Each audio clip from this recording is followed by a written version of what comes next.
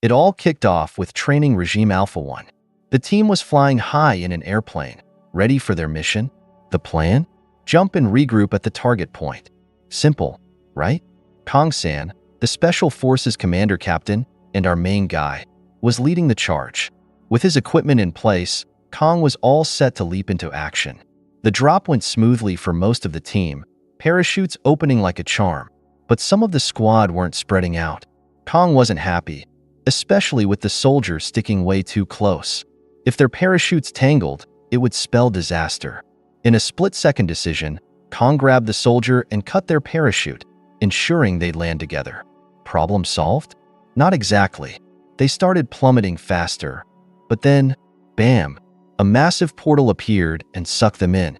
When Kang woke up, he was lying on the ground. No injuries, which was a huge relief. A wounded soldier is as good as out. As he lit a cigarette, he noticed the dumped soldier he saved was right next to him. Time hadn't changed. It was still the moment they had landed, but something was off. No phone signal, no way to communicate. Then came the surprise. Kang checked the soldier's helmet and found a female soldier peacefully sleeping. After waking her up, Kang introduced himself as Captain Kang-san, the guy who just saved her life. She was Lieutenant Kim Biyeon, an interpreter from the intelligence unit. And just as they were getting their bearings in this strange forest filled with weird plants, the next problem appeared. A monster with 4 arms.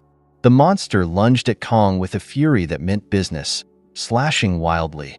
It went for Biyeon, ready to end her, but Kang grabbed a rock and hurled it at the creature, drawing its attention right back to him. The beast launched itself at Kang, but he kept his cool, just like he'd done countless times in the past. Whether facing gangsters or terrorists, he'd always pulled through. This was no different. With a slick handstand move, Kang dodged the attack, just as the monster split its mouth and roared loud enough to shake the trees. As it tried to land another slash, Kang blocked it with his gun. He quickly realized that brute force wasn't the answer. This creature was way stronger. Time to rely on skill. He called out to Biyeon to get her aim steady, promising to give her the opening she needed. Kang seized the monster, hurling it to the ground with surprising force. He didn't expect to throw it so far, but the creature wasn't down yet. Furious, it leaped at him again, slashing in a frenzy, which Kang expertly dodged. Biyeon tried to get a clear shot, but the monster's constant movement made it tricky. Then, with Kang cornered by a tree, things got tense. The monster lunged, but Kang dodged, and its arm got stuck in the tree. Seizing the moment, Kang drew his knife, aiming for its heart. But just as he was about to strike, his arm gave out in pain. It seemed like this was the end, until Biyeon nailed the perfect headshot, saving them both in the nick of time. Catching their breath, they spotted something strange nearby. A stone table, and their names were carved right into it. Weird, right? Turns out they were in something called the 27th PN residential area, with a date marked for a 1-year period. Behind the table was a passageway, and moving forward, they stumbled upon a circular pattern on the wall. Things were only getting stranger. Somewhere else in this strange realm, an elf man and woman were desperately fleeing from a massive holographic hand. It was relentless. The hand snatched up the elf woman first, ending her life without a second thought, and then turned to the elf man. He begged, promising he'd follow the rules from now on. And behind this brutal scene? Null, the one controlling the hand. He was under orders from his master to test and monitor new subjects in this place. But honestly, Null was starting to get bored watching the subjects die one after another. That was until he saw Kang and Biyeon. They were not only still alive, but had something different about them. A mark, the master's mark. This caught Null's attention, and he knew they'd be worth watching. Kang and Biyeon had been trekking through this mysterious place for 2 days straight, finding no sign of civilization. But what made it even stranger? They stumbled on a concealed area, a sort of hidden site with their names already carved there, as if they'd been expected. They decided to rest, and Kang noticed Biyeon carrying an eyeglass case, though he'd never seen her wearing glasses. Turns out, she admitted, her eyesight had somehow improved since arriving here. After they'd eaten, they returned to the hidden area and made a shocking discovery. There were dead bodies, all human, scattered there. Just then, Biyeon's phone buzzed with a message. It declared they'd been summoned to a place called Biyeon, where the boundary between life and death had broken down. Here, they'd be given sacred missions, and for each mission completed, they'd earn rewards. Their first mission? Sent by none other than Null himself, to kill 4 Argon and 20 Alpine monsters within 72 hours. Without warning, Null opened a portal, and monsters started pouring through. Kang acted fast, grabbing Biyeon to shield her from the creatures that rushed toward them. The real test had just begun. The monsters were on their heels, relentless. But Kang and Biyeon had had enough running. It was time to fight. Biyeon pulled out her gun, ready to fire, while Kang grabbed a piece of wood. They took down any creature that got too close, fighting side by side. Then, one of the Argon monsters lunged at Kang, separating him from Biyeon. With only his knife, Kang went toe-to-toe with this beast, dodging and countering its attacks with sharp, precise moves that showed off his martial arts skills. In one quick opening, he managed to stab the Argon. But before he could follow through, it sank its teeth into his shoulder, forcing him back. Gritting his teeth, Kang threw a powerful punch at the Argon's face and went in with a flurry of stabs, dodging its retaliatory swipes at the same time. When the monster slashed at him again, Kang smoothly dodged back, then threw his knife into the air, kicked it, and sent it straight into the Argon's brain. Victory was his. As he caught his breath, Kang noticed a photo lying on the ground. It was one of him and his best friend. He picked it up, a small reminder of who he was fighting for in this chaotic place. As Kang picked up the photo, a flood of memories hit him. He saw himself and his best friend back in the thick of it, fighting terrorists. Most of their team was down, and his friend, barely holding on, had told him to live no matter what. That moment pushed Kang to survive against the odds. Just then, Biyeon came over to check on him, but out of nowhere, the Argon monster, still alive, launched a surprise attack. Biyeon jumped in, taking the hit full force. She was sent flying, her arm broken and crushed. Seeing her like that, something snapped inside Kang. A hidden power awakened within him. The monster charged again, but Kang was ready. He blocked the attack, shoved the creature aside, and quickly moved behind it to retrieve his knife from its eye. In 3 brutal slashes, Kang tore the Argon to pieces. Null, watching the fight from afar, couldn't believe what he was seeing. But there was no time to rest. Another creature appeared, this one marked with strange patterns, clearly controlled by the Master, the one running this whole deadly game. Kang was now covered in injuries, blood loss taking its toll. But this wasn't over yet. The next day, Biyeon woke up, surprised to be alive, and even more shocked to find her broken arm almost healed.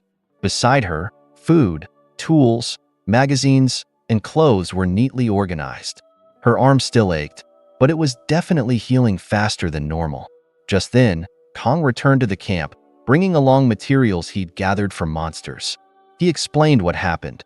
A strange creature had appeared after their brutal battle and somehow fixed their bodies.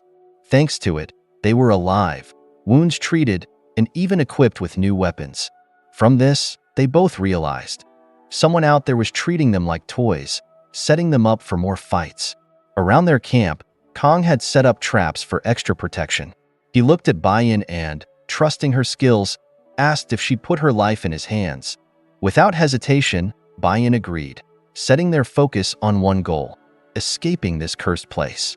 When they returned to where they'd left their food, it had vanished, with only a feather left behind. They assumed their guest had already come and gone, but unknown to them, he was above, watching their every move. Null was getting tired of regular alcohol. What he really craved was nectar. Then Nil, one of the administrators, walked in, casually sipping on a glass of nectar herself. Null, desperate for a taste, tried to swipe her drink, but she dodged him easily and downed it all. She reminded him that nectar was off-limits as punishment for him, playing around with the test subjects. Leaning in close, Nil told Null she didn't mind seeing the test subjects eliminated either and suggested speeding up their missions to deny them any rest. Null couldn't resist the idea. Without delay, Null sent Kang and Biyeon a new mission, releasing a fresh wave of monsters towards them. including one of his own captive test subjects. On lookout duty, Biyeon was lost in her thoughts, worried about whether she'd ever return to the real world. Just then, Kang joined her, offering some comfort. But before they could talk more, one of their traps went off. The monsters had arrived. It was go time again. Kang and Biyeon jumped into action, taking their positions and coordinating their attacks perfectly. With the traps they'd set up around camp, they managed to make quick work of most of the monsters. But then, one of the creatures ambushed Biyeon, pinning her to the ground. Kang rushed over without hesitation, moving faster than he even realized, tapping into a hidden power to speed up his movements. Just as he reached her, he had no idea that the real danger was right behind Biyeon. The test subject Null had set loose was closing in, ready to strike. The warrior, barely in control of his own body, urged Biyeon to run. He was being forced to attack her. Just as he was about to strike, a mysterious figure swooped in, saving her just in time. This new ally was half human, half hawk, so let's call him Hawk. Hawk seemed to know all about the situation, even pointing out that the warrior was being controlled by the master, with Null pulling the strings. It was clear Hawk was part of this twisted plan. Kang was still tapping into his mysterious acceleration power. Hawk noticed and called him unawakened, recognizing Kang's potential. But there was no time to celebrate. The warrior landed a hit on Biyeon, though she managed to survive it. He turned on Kang next, and while Kang dodged, the sheer force of the warrior's swing knocked him to the ground. Just as the warrior moved in to finish Kang off, Hawk stepped in again, blocking the attack. Hawk explained he was only helping to clear the outside elements of this mission, just part of his job as a herald. Hawk and the warrior clashed in an intense face-off, but the warrior got a dagger strike on Hawk. Seizing his chance, Kang used his accelerated speed to slice off the warrior's hand and, grabbing the warrior's sword, delivered a final blow, cutting him clean in two. Far away, the master was watching, stunned. Kang had turned out to be the one unpredictable element in his grand plan. As the warrior fell, he dropped a glowing book. But just then, Kang's body started bleeding from multiple places, the intense toll of using his acceleration power finally catching up. Hawk attempted to finish off the warrior for good but couldn't. He explained that the warrior was shielded by multidimensional energy, making him nearly indestructible, even to an awakened like Kang. Despite the pain, Kang tried to help Hawk by pulling the dagger from his wound, though he was still clueless about controlling his power. The strain kept increasing, and his bleeding wouldn't stop. Hawk decided to lend a hand. He pulled out nectar, explaining it would help Kang recover by the next day. As soon as Kang drank it, his pain started fading, and Hawk's own wounds began to heal instantly, revealing how valuable nectar is in this world. Just then, Hawk's eye started glowing, the mark of the master appearing in it, a clear signal he was being summoned. With a quick glance back, Hawk left the scene. The administrators were gathered by the master himself, preparing to discuss the strange events unfolding in the 27th Pian area, where Kang and Biyeon were now making their mark. The next morning, Biyeon picked up the glowing book the warrior had dropped. It had a familiar circular pattern, just like the one on the wall they saw earlier.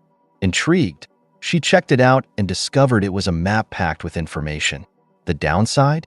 It was in an unknown language. But with her determination, she tried piecing things together by interpreting the pictures. She even found a photo of that elf man Null killed. Raising even more questions, Kang was already back at it, training hard despite his injuries.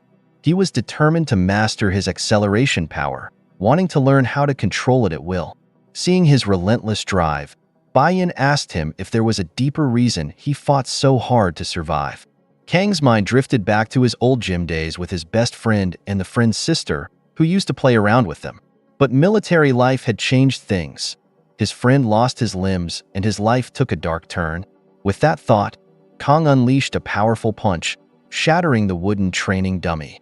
Kang told Biyeon that her question just gave him a possible hint about controlling his acceleration power. But before they could dive further, a giant monster suddenly appeared. Their mission wasn't complete, so they knew monsters would keep coming at them until they finished the job. Kang and Biyeon ducked into cover as the massive monster closed in. Kang explained his acceleration power. It's like a sudden surge of adrenaline that kicks in during those desperate fight-or-flight moments. Biyeon nodded, determined. She promised she'd reach her own limits too, especially since her vision had mysteriously sharpened since their arrival. The huge monster began spawning alpine creatures, nasty ones with poison-tipped needles. Biyeon quickly came up with a plan. Lure them into their narrow hideout, where they could confront them one-on-one. They sprinted toward cover, firing shots to keep the monsters at bay. But soon, Kang ran out of ammo. With no other option, he relied on his acceleration, moving so fast he tore through the alpines with ease. Then the huge monster unleashed even more alpine spawns. Kang was busy fighting them off when the massive beast made its move. Just as it was about to attack, Biyeon threw a grenade, buying Kang precious seconds. The monster wasn't defeated, though, and went straight for Kang. In that critical moment, Biyeon's own acceleration finally kicked in, leveling the playing field as she prepared for the next round of battle. In a burst of speed, Biyeon raced behind Kang, shielding him from the monster's attack. But the huge creature had other tricks. It split into multiple alpine monsters, each shooting poison-tipped needles straight at Biyeon.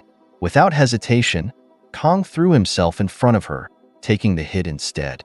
They took off toward the hideout, but Kang's vision began to blur as the poison took hold. Gasping, he fell to the ground. Desperate to save him, Biyeon tried to suck the poison from his wound, but there wasn't time. The monsters were closing in. Suddenly, a different alpine monster entered and took down one of the others, as if it had more intelligence and control. Biyeon braced herself, fighting off the remaining monsters while Kang lay weakened. She shouted, reminding him of why he had to survive and make it back home. Her words jolted Kang, pushing him to fight through the poison and hold on. With a surge of power, Kang's heart was pounding like a high-speed engine. His blood flow became so intense that it forced the poison right out of his system. Biyeon was struggling, completely overwhelmed by the attacking monsters. But Kang, now accelerating faster than ever, experienced time slowing down around him. In a flash, he tore through the monsters, ending them one by one before Biyeon even realized what was happening. When she opened her eyes, it was all over. The monsters were gone, but the cost was high. The moment Kang stopped, he collapsed, completely drained and unconscious, lying motionless on the ground. Unbeknownst to them, Hawk had been watching everything unfold. A dimensional door opened, and Hawk stepped through, finding himself in the presence of Null and Nil. Null was fuming, still banned from drinking nectar. Nil confronted him, saying it was his fault for not keeping the test subjects in one location, making them harder to manage. Stress was piling up for Null since he was tasked with rebuilding the 50th PN all by himself, and even the administrators didn't know where all the test subjects were. Seti, one of them, had gone to search for them. Null defended himself, saying he only made minor mistakes and was following his master's orders. However, Nil was worried about the potential variables that could arise from the chaos at the 27th PN. If any unexpected threats emerged, Null promised he would handle it personally. Using her authority, Nil searched for the subjects at the 27th PN and discovered that Kang and Biyeon were still alive. Out of the 50 testing grounds, a total of 78 people had already died. The goal of the first mission was clear: survival of the fittest. Null used his telekinesis to grab Hawk like a toy and informed Nil that Hawk would bring the mission's reward for the subjects at the 27th PN. The shocking twist? The reward was nectar with a whopping 50% concentration. Back at their hideout, Kang woke up, fully healed. Biyeon rushed to hug him, relieved he had survived despite the bleeding. After a moment of gratitude, they were interrupted by Hawk, who delivered their rewards: nectar, salt, and some dried food. Kang noticed Biyeon struggling, her back covered in injuries she couldn't treat herself. Without hesitation, he stepped in to help, carefully tending to her wounds. After making sure she was okay, he moved on to grab a bite to eat. Meanwhile, Hawk was watching them from a distance, his own body marked with injuries inflicted by Null. When they spotted him, they invited him to join them for a meal. Kang, ever the strategist, suggested to Hawk that he could stay with them if he had nowhere else to go. With their next mission set to begin in just 48 hours, Biyeon and Kang realized it was time to prepare. Biyeon tapped into her acceleration power, and Kang decided to help her reach that next level. He knew that pushing the limits could be dangerous, so he injected her with one of the Alpine's poison needles. It was a risky move, but they both understood that their acceleration powers would become stronger as they danced closer to the edge of death. The training was a huge success. Biyeon had finally tapped into her acceleration power. Excitedly, she recalled that nectar is known as the drink of the gods in Greek mythology, sparking a thought. What if some kind of god had summoned them to this strange place? Kang quickly clarified that this nectar is more like a combat stimulant drug, not a divine beverage. Curious and brave, Biyeon decided she should be the one to drink the nectar. After all, she reasoned, if she went on a rampage, Kang would be there to stop her. So, she took a gulp, and instantly, her power skyrocketed. It felt like she was dancing in the realm of the gods. But soon, things got intense. After about 30 minutes, Biyeon realized she was actually beating Kang in their sparring match. She twisted his leg trying to block her, and then she landed a powerful kick to his lower chest. Hawk, watching from the sidelines, quickly advised them to pour some nectar on Kang's wounds. They did, and to their amazement, his injuries healed almost instantly. Over the next few days, Kang and Biyeon made incredible progress mastering their acceleration powers. Can you believe it's been a month since they landed in this intense place? As they completed missions, the challenges became tougher, pushing them to their limits. Thanks to the nectar, their bodies transformed dramatically, giving them the ability to accelerate and unleash power far beyond what ordinary people could achieve, even if just for a moment. However, reaching the center of this mysterious area still felt like an impossible task. Their senses sharpened so much that they could even hear distant voices, those of the administrators. This led them to suspect that this game was being played in multiple locations, and it turns out they were right. According to Nil, there are a whopping 50 PN areas, but getting closer to the center was tricky. It was protected by a dense forest of bamboo trees, making progress slow.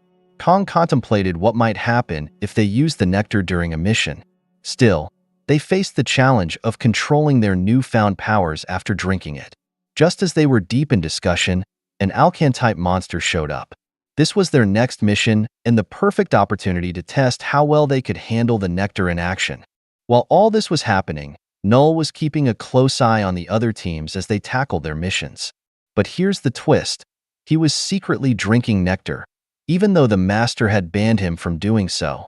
He watched as the top teams, like Team Suki and Bijeon from the 30th PN, who had an impressive combat power of 5,500, and Team Yamato and Nami from the 15th PN with 4,195, effortlessly completed their missions. In stark contrast, we have Kang and Biyeon, the lowest-ranked team with a combat power of just 670, having only completed 17 missions. What's even stranger, Kang and Biyeon are the only team that doesn't have any nectar synchronization rate. This means they aren't getting that crucial boost from the nectar, which is awarded based on how well teams survive. The more you survive, the more nectar you earn. But here's the catch. Drinking too much nectar leads to addiction. And there's this mysterious customers aspect we don't know much about yet. Meanwhile, Nil discovered that Null was sipping on the nectar from the 27th PN team because they received it in advance, thanks to their lower mission progress. Suddenly, Seti, another administrator, showed up and attacked Null, informing him that the master wanted to see him. When they arrived, the master asked Null about the highest and lowest combat powers. Null explained that the mission difficulties were higher than the needs of the customers. Other teams were racking up missions easily with the help of nectar, while Kang and Biyeon were steering clear of it. It's almost as if they were doing it on purpose. This strategy might actually be smart, as drinking nectar can lead to desperate actions to get more, which is one of the game's main objectives. Null suggested that since Team 27 isn't using nectar, they should stop providing them with it altogether. The master was skeptical, pointing out that normally, once specimens get a taste of nectar, they become addicted. He questioned Null about Kang and Biyeon's chances of becoming awakeners, noting that rare occurrences like that are usually ruled out. Then came a shocking turn of events. The master used his power to disrupt Kang's acceleration ability, making it nearly impossible for him to resist drinking nectar. The master ominously revealed that if it weren't for the customer's requests, he would have tested Kang himself. Kang and Biyeon found themselves in a tough spot as they tried to take down a massive monster. They quickly realized that the monster's bones were as hard as metal. So, they came up with a plan. Kang would distract the creature from above, while Biyeon would strike at its vulnerable abdomen. Before diving into action, Kang warned Biyeon about the risks. He told her that if things went sideways, she should drink the nectar, but only one mouthful at a time to avoid losing control. Biyeon activated her acceleration and dashed toward the monster, aiming for its abdomen. But here's where it got tricky. Kang tried to use his acceleration too, but it felt like his energy was drained. In a moment of desperation, he took a sip of nectar. Meanwhile, Biyeon attacked the monster multiple times, but it was like scratching metal. Nothing left a mark. Undeterred, she switched tactics and used her blades, finally getting the monster's attention. Just as the monster tried to swallow her whole, she dodged out of the way. However, in the chaos, her nectar bottle shattered on the ground. Seeing his teammate in danger, Kang jumped into action. With the power from the nectar coursing through him, he overwhelmed the monster, pinning it to the ground. The effects were striking. Kang's hair turned white, signaling the immense power he had gained. Kang was on a rampage. The power of the nectar coursed through him, making him feel invincible. Even when the monster stabbed him, he didn't feel a thing. It was like he was in a whole different world. Kang jumped into the fight, wielding the massive sword of the warrior they had defeated earlier. With swift movements, he sliced through the monster, countering its every attack. Finally, with a single, powerful strike, he defeated the beast. But Kang wasn't done yet. The effects of the nectar still had him charged up, and he dashed toward Biyeon to attack her. However, just as he moved in, he got blindsided by the warrior they had defeated earlier, the same elf man that Null had killed. Biyeon's eyes widened as she recognized the elf. It was the same one she had seen in the glowing book. He confronted her, asking what her relationship was with Null. The elf's anger bubbled to the surface as he revealed that Null had turned him into a test subject, treating him like a toy. Biyeon was shocked. "Are you talking about Null, the one who sends us on missions?" she asked. The elf seethed, describing Null as the overseer with white hair and immense combat strength. It became clear he knew a lot about the situation they were in. So, Null is the overseer of the 27th PN. He brought humans from all kinds of places and colors, selecting those with outstanding combat abilities to be used as test subjects for the customers.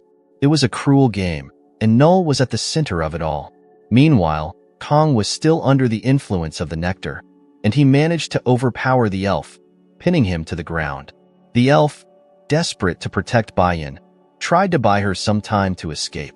But just as Kang was about to finish the elf off, Biyeon stepped in front of him, taking the hit instead. In that moment, hearing Biyeon call his name snapped Kang back to his senses.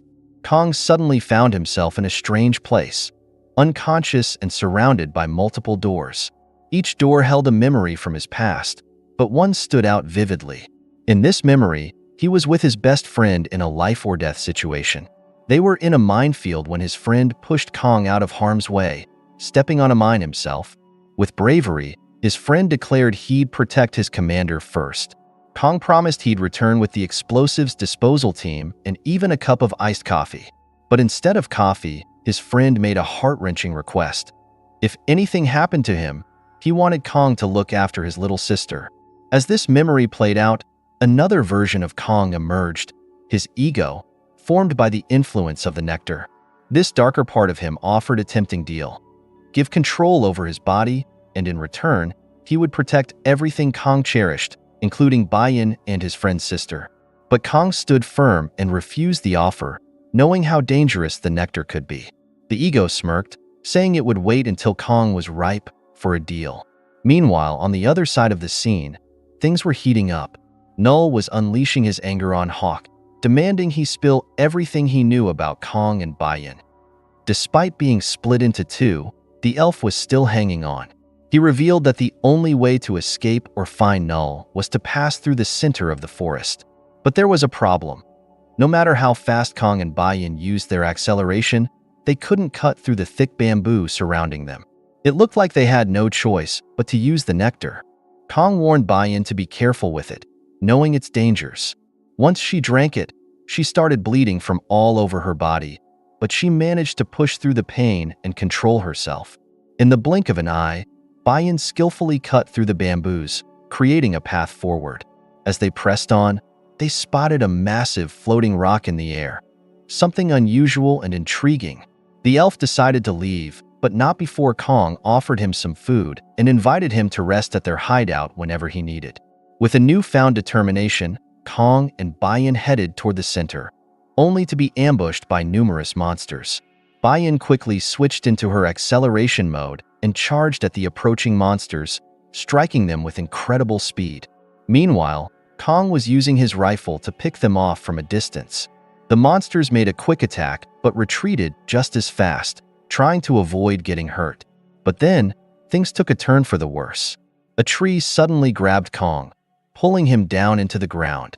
To make matters worse, Null appeared and used his ability to immobilize Kang. Hawk was also struggling, having taken quite a beating from Null.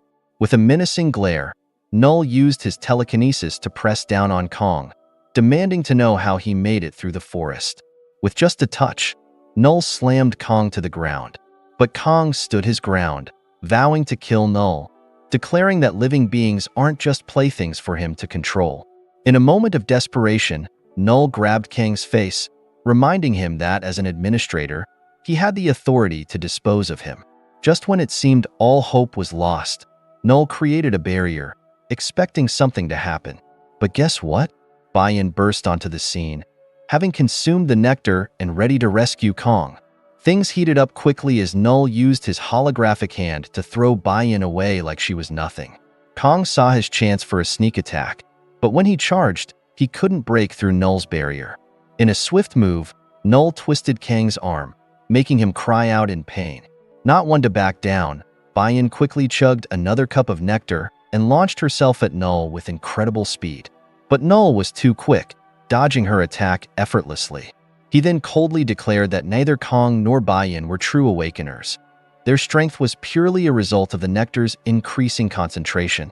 Biyeon wasn't giving up yet. She jumped again, aiming to strike, but Null countered by using his mysterious power to create a hole in her body. To make matters worse, he opened a portal, leaving Kang and Biyeon behind. Null then reported back to Nil, stating he didn't see any signs of natural awakening, just the overpowering influence of nectar. Despite their impressive power boost, he concluded that they were merely riding the nectar wave. Kang was not about to let this defeat them. He grabbed the nectar and poured it on his broken wrist while also drenching Biyeon's injury. The next day, Kang and Biyeon were feeling a lot better, almost fully healed from their injuries. Kang decided it was time to train with Biyeon to test something important. Biyeon tapped into her acceleration mode, and wow, she was like a whole different person. Kang fought in his normal mode, but she was reading all of his moves as if she could see right through him. In no time, she had smacked him to the ground. Feeling frustrated and remembering how weak he felt against Null, Kang decided he needed to step up his game. He managed to tap into his own acceleration mode, launching Biyeon into the air with a powerful attack. It was a breakthrough moment for him. Now he knew how to accelerate at will. Kang then shared some wisdom with Biyeon. He explained that to activate their acceleration, they needed to feel a strong emotion toward a goal. Instead of just focusing on survival, they could use feelings like happiness or sadness to trigger their acceleration. The stronger the emotion, the higher the level of acceleration they could achieve. With their training session complete, they each had one bottle of nectar left. Then, just like that, their next mission came in. They had to take down a Sentinel-type monster. And here's the kicker. The time between missions was getting shorter and shorter. Both of them decided to drink a little nectar to prepare for this new threat. 6 months have passed, and the 27th PN team is in the thick of it, battling to complete their 75th mission. Kang and Biyeon have come a long way, taking down powerful monsters with impressive teamwork.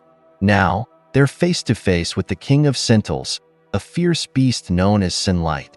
As the Sunlight pushed Kang back, He quickly grabbed Biyeon and launched her at the monster. With a swift and precise move, Biyeon stabbed the monster right in the eye. And just as the monster reeled from the attack, Kang charged up and delivered a finishing blow to the same spot. Mission accomplished. Over the months, Kang's physical abilities have skyrocketed, pushing him beyond what anyone thought possible. Meanwhile, Biyeon has been diving deep into the power of acceleration. She learned that when her emotions spiked, she could tap into higher levels of acceleration. The first stage boosted her strength and speed fourfold, but in the face of death, she unlocked the second stage, which further amplified her abilities. However, there's still a stage beyond that which she hasn't reached yet. But it's not all sunshine and rainbows. They've discovered that the controllers of this survival game will make excuses to eliminate awakened individuals, treating them like mere toys. As for the nectar, it's a double-edged sword. While it enhances their powers significantly, it clouds their minds, causing anxiety about potentially falling into madness. To combat this, Kang has been working on mastering the effects of acceleration itself. He figured out how to use the nectar without losing control, which is a huge step forward for him. Despite the endless battles and the grim environment, Kang and Biyeon find strength in each other. Their bond keeps them going when hope seems scarce. Now, they've finally reached that massive floating rock they spotted when they cut through the bamboo forest. At the top of that rock stands an ancient building. That's where the administrators are. Null is on a mission, and this time he's meeting with the master. Meanwhile, Seti is busy rewinding the timeline, trying to figure out when Null kidnapped the subjects for his experiments. But guess what? He can't find a thing. Null takes a jab at Seti, teasing him for being so useless. Seti fires back, questioning how long Null thinks he can keep being the manager. In a twist, Seti reveals that he discovered something big. The 27th PN team has the master's sign engraved on them. Null, who's supposed to be in charge, completely missed this detail. Naturally, Seti can't resist mocking him, and that sparks a fight between them. But the master isn't done yet. He's checked the database and noticed that the amount of nectar supplied to the 27th PN team is suspiciously low. Why? Because Null has been stealing some of it for himself. The master has known all along and pretended to be unaware. The master allows Null to drink nectar again, but there's a catch. He has to remember he's the manager and not get too involved with the PN personally. This brings back some painful memories for Null. He remembers the master mercilessly killing multiple humans while showing him some twisted mercy. We shift scenes to the second team, Yamato and Nami, from the 15th PN, who are breezing through their missions. But Null, still fuming from his earlier confrontation, decides to pay them a visit. He's not happy about what the master said, so he kidnaps Yamato and Nami, hoping to empower them even more. His ultimate goal? He needs them strong enough to take down Kang and Biyeon because they're marked with the master's sign. Alright, let's rewind the clock a bit and take a trip back 2 months. Kang and Biyeon are gearing up to test the new salt they acquired from their missions. While the nectar supercharges their bodies, this salt does something incredible for their minds. It clears their thoughts and maximizes concentration, almost allowing them to see through the very fabric of matter. With this newfound clarity, they can even hear conversations from 3 kilometers away. That's right, Kang and Biyeon can tune in to what the administrators are discussing, and they've also gained the ability to use telepathy. So now, no one can hear their thoughts, keeping their plans under wraps. During this intense moment, Nil mentions something ominous, the destined day. Kang spots Hawk watching them from a distance, and without missing a beat, Biyeon sneaks up behind him and pushes him to the ground. They want answers about this destined day, but Hawk is tight-lipped. Kang can't help but mock Hawk, questioning if he wants them to die in ignorance, like those mindless monsters who just follow orders. But it gets Hawk talking.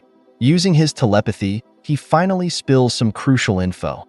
Every year, those summoned to PN have to face a brutal battle. It's a fight for survival among the summoned who have completed their missions for a year. The ones who make it through this bloody showdown are handed over to the customers. Biyeon tries to ease the tension by explaining that they don't hate Hawk. After all, he was just following orders from his higher-ups, much like they do as soldiers. Now let's zoom back to the present. Kang and Biyeon are on a mission to find out where the administrators live. But guess what? The giant rock they need to reach is surrounded by a bunch of smaller rocks and intense wind pressure. Not exactly an easy climb. Kang, ever the strategist, decides to use the wind to his advantage. He taps into his acceleration and gracefully moves from one rock to another. Biyeon is struggling a bit, but Kang quickly shouts some advice. Don't resist the air. Use it to lift yourself up. And with that little tip, both of them manage to land safely on the giant floating rock. What do they find when they get there? An ancient building that looks like a shrine. It's mysterious and a bit eerie, but they have to push forward. But just when they think they might be in the clear, Kang loses control to his ego, the one that's been lurking inside him thanks to the nectar. And things take a turn for the worse when Nil shows up. As Kang's ego takes over, a strange symbol appears behind his head. Nil is puzzled. How on earth did these test subjects, Kang and Biyeon, make it this far? Kang isn't waiting around to explain. He launches an attack at Nil, but she's quick on her feet, easily dodging his every move. It's like watching a cat play with a mouse. Inside Kang's mind, things are heating up. He's trying to get a handle on his ego, asking if it's strong enough to take on Nil, especially since she's a manager. But here's the twist. The ego tells him he's mistaken. Nil isn't just any manager. She's something way more powerful, an existence above a manager. Yikes. The ego warns Kang that if he doesn't stop resisting, he'll remain a slave forever. That's a harsh reality check.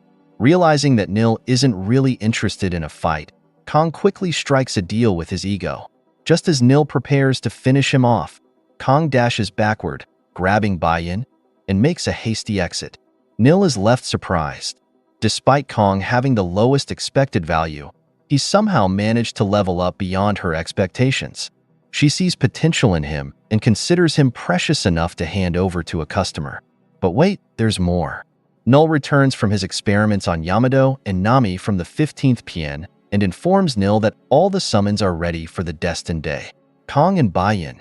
These two have been training hard for a whole year now, and you can really see the improvements they've made.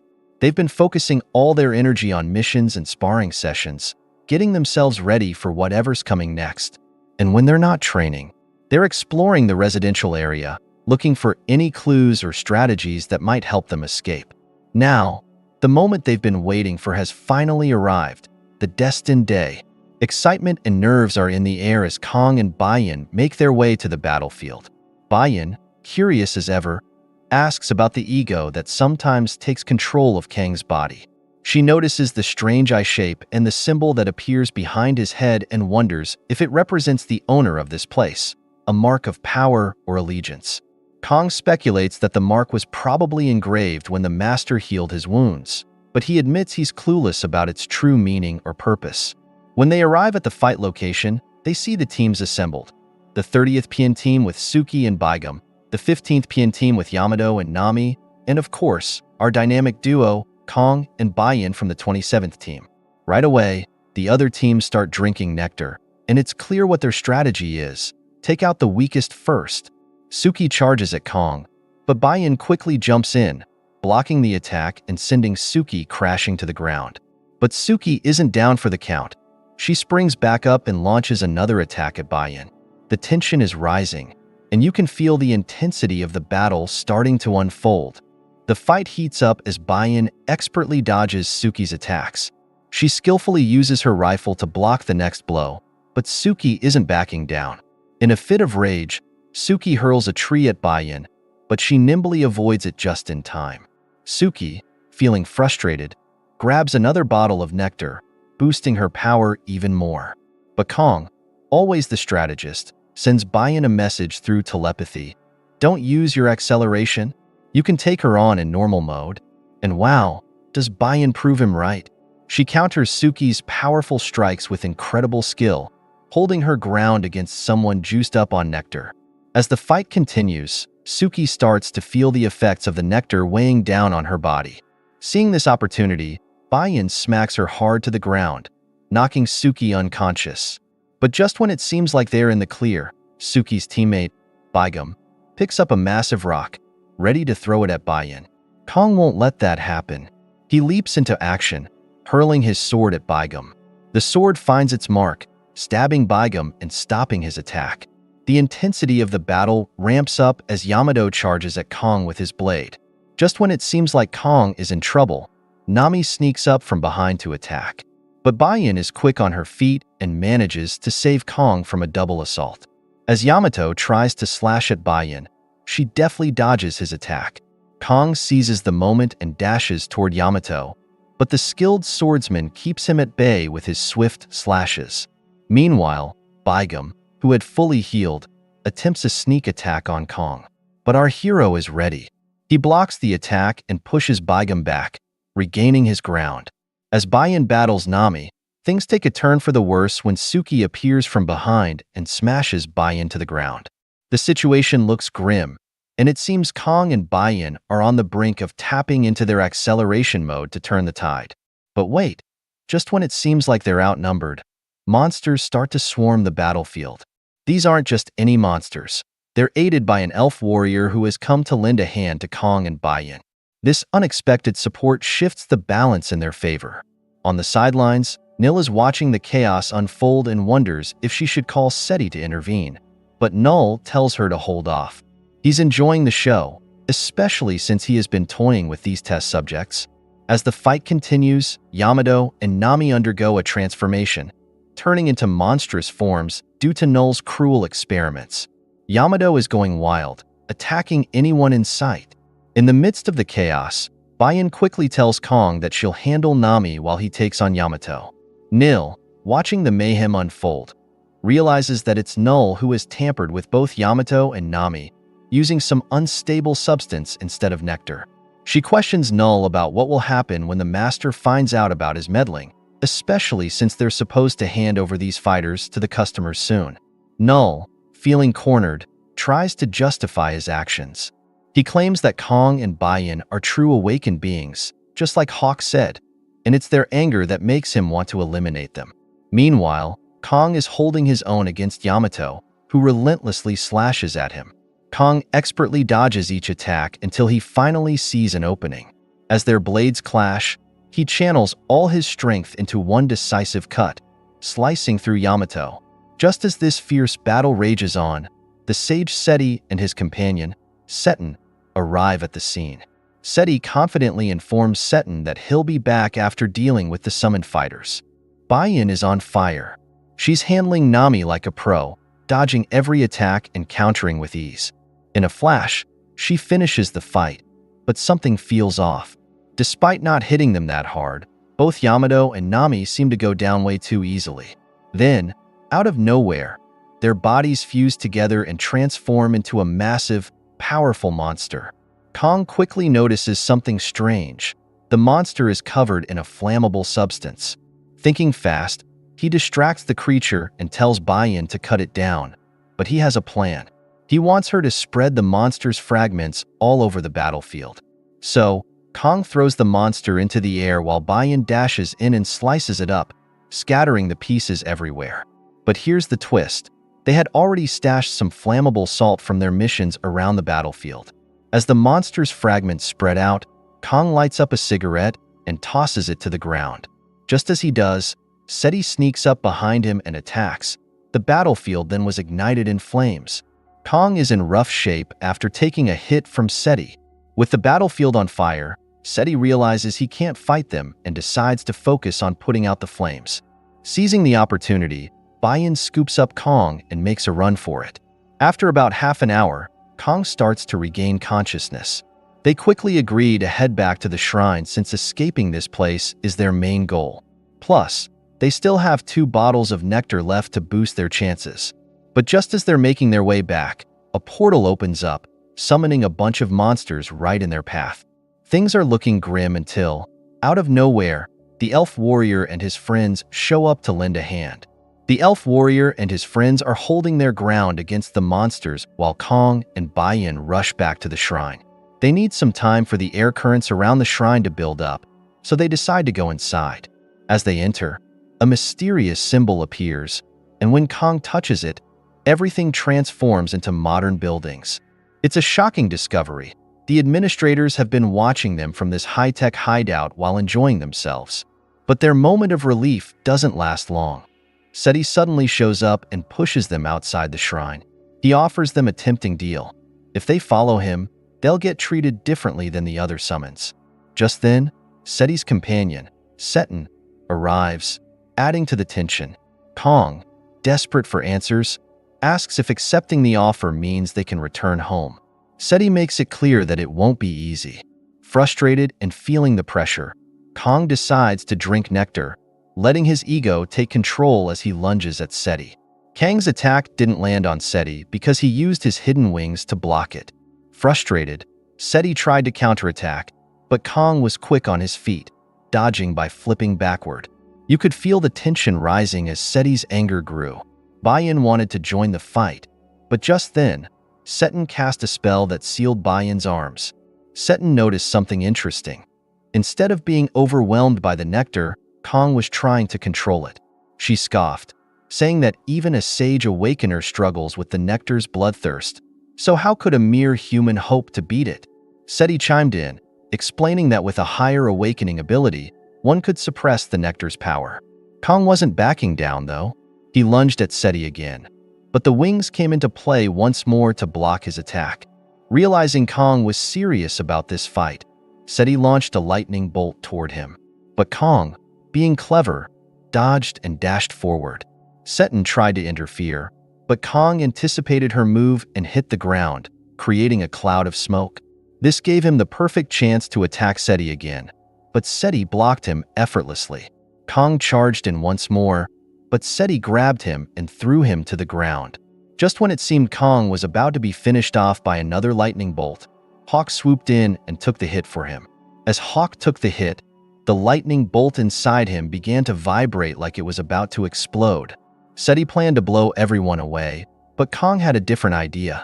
He harnessed the energy from the lightning bolt and slammed it into the ground, creating a massive blast. The shockwave was intense, and Seti struggled to contain the destruction.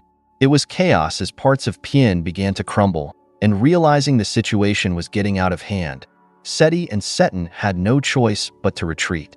With the immediate threat gone, Kang focused on regaining control of his body from his ego. They had a deal. The ego would return control after they faced the danger together. But then the ego pointed out something important. It didn't think Kang's escape plan made sense. Kang's mind raced.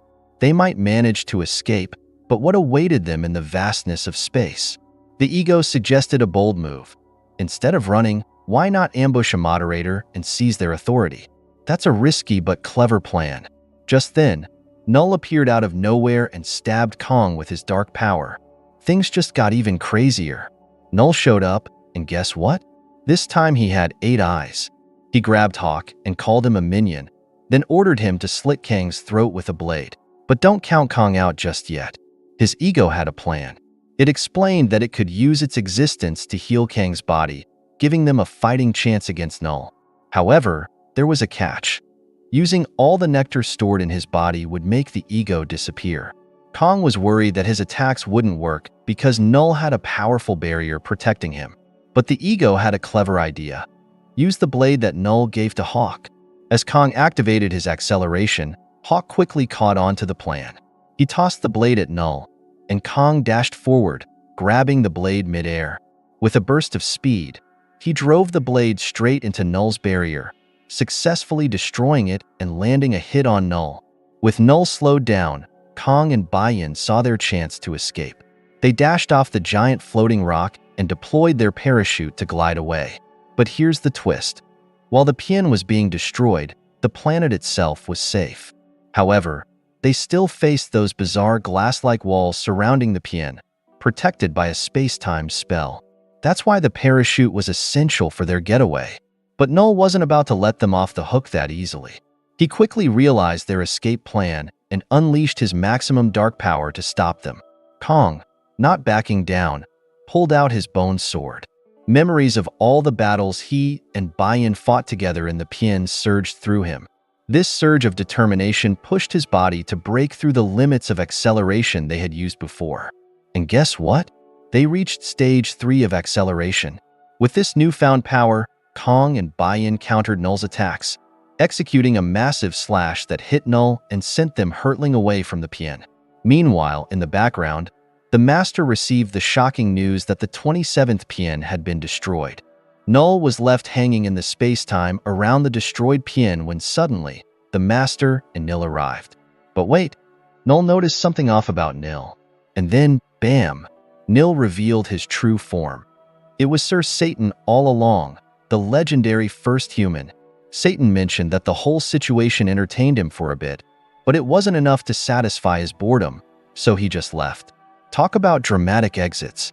Next, Seti showed up and dropped a bombshell.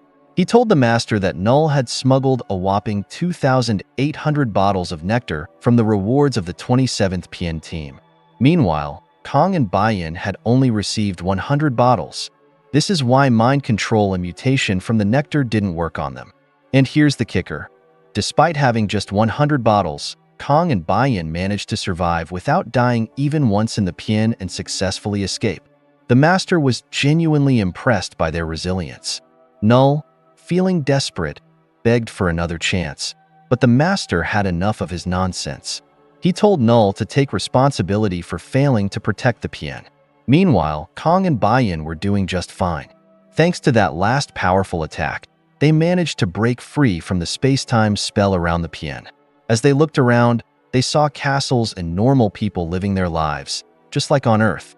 Finally, Kang and Biyeon got a moment to catch their breath after all those intense battles with monsters. But instead of just resting, they had a plan. Since they reached the third stage of acceleration, they wanted to check something out together. Biyeon took the lead and sent a command through her nerves to Kang. It was like they had this incredible connection. Kang reacted instantly, purely through his senses. This amazing synergy allowed them to alert each other at lightning speed. They really knew each other's limits well, so they started to master not just their own bodies, but also the knowledge of their most valuable resource, each other. What's fascinating is that they realized they were experiencing something beyond just the third stage. They were tapping into abilities that even surpassed magic. However, here's the catch. They knew this incredible power existed, but they couldn't quite use it yet. It felt like trying to lift a giant boulder with the strength of a baby. It was nearly impossible. Both Kang and Biyeon felt this limitation in their bodies, and it hit them hard. Escaping from Biyeon was just the beginning of their journey. It was like a sign of the years of hard work and challenges that lay ahead. They were ready to tackle whatever came next, but they knew it wouldn't be easy. Kang and Biyeon crouched at the cliff's edge, sketching a rough map of the massive castle below. They had to figure out more about its layout, but to do that, they needed to get closer. Unfortunately, Biyeon's phone had run out of battery, so taking a picture wasn't an option. On top of that, they were still struggling to adapt to the third stage of Accelerate. Suddenly, their attention snapped to the ground. Deep axe marks cut into the dirt. Before they could react, a hunter stepped out from the shadows of the forest. "Are you here to hunt too?" he asked, his eyes sharp and focused. Without waiting for an answer, the man rested his hand on the hilt of his sword. He demanded again, his voice steady but laced with suspicion. "Are you here hunting as well?" Kang could feel the man's bloodlust, but it wasn't nearly as strong as the summoners they had faced before. The man gestured toward a nearby area, explaining it was where people who weren't from martial families usually gathered. As Kang and Biyeon made their way there, something about the man stuck in their minds. Biyeon pointed out how strange it was that he could talk to them so easily. "It's like he was mixing dialects from Pyongan Island and Jeju Island," she said, her tone curious. When they finally reached the gathering place, two hunters approached them, Batu and his friend, both from Poharen, a region about 2 days away from Isan County. Bata greeted them casually and gave a piece of advice. "If you've got anything worth selling, take it out now. The hunt starts in 5 days, and you'll need some money to get by until then." As they talked, Batu's friend couldn't take his eyes off Kang's massive sword. "Mind if I check that out?" he asked. Kang nodded, explaining that the sword was forged from the body of a beast called Alkan. Batu took the sword and tested it by striking it with his dagger, only for the dagger to snap in half. Batu nodded in amazement. "It's real. That's Alkan material, no doubt. Are you willing to sell it?" Kang shook his head. "I'll need it for now, he said firmly. Just then, a young, handsome warrior stepped out from the crowd. His confident voice cut through the noise. "Sell me that sword," he said, his tone commanding. In a flash, Kang appeared right in front of him. His eyes narrowed as he asked, "How old are you?" The young warrior stood tall, blade drawn, pointing it directly at Kang. He called him a lowly creature who didn't know his place, his voice dripping with arrogance. Kang, unfazed, gave a calm but cutting response. First, he had no intention of selling his sword to a kid like him. Second, he wasn't planning on dying here, let alone by the young warrior's hand. And third, calling his skill with the sword a waste was nothing short of an insult. The young warrior's face burned with anger. He lunged at Kang, his blade aiming to strike, but Kang sidestepped effortlessly, as if dealing with a child. Realizing he wasn't facing some ordinary man, the young warrior introduced himself, Yekin of Izan. Kang, unbothered, introduced himself and his companion, Biyeon. When Yekin demanded to know where they were from, Kang simply said, "A place beyond the mountains in the north." That was enough for Yekin. He decided to continue the fight, determined to prove himself. Kang, however, chose to fight with his bare hands. As Yekin swung his blade with all his might, Kang dodged each attack with ease. A graceful backflip here, a sidestep there. It was clear Kang wasn't just dodging. He was making a point, showing Yekin just how outmatched he was. The humiliation stung Yekin, but before he could react, Kang saw an opening. With a single decisive move, Kang knocked Yekin to the ground. The battle was over. Kang stood victorious. Even though Yekin had lost, he didn't back down. He got up, ready for another round. Kang, unfazed, picked up a knife from the ground and countered Yekin's next attack. The two clashed, their blades moving at lightning speed, but Kang was clearly in control.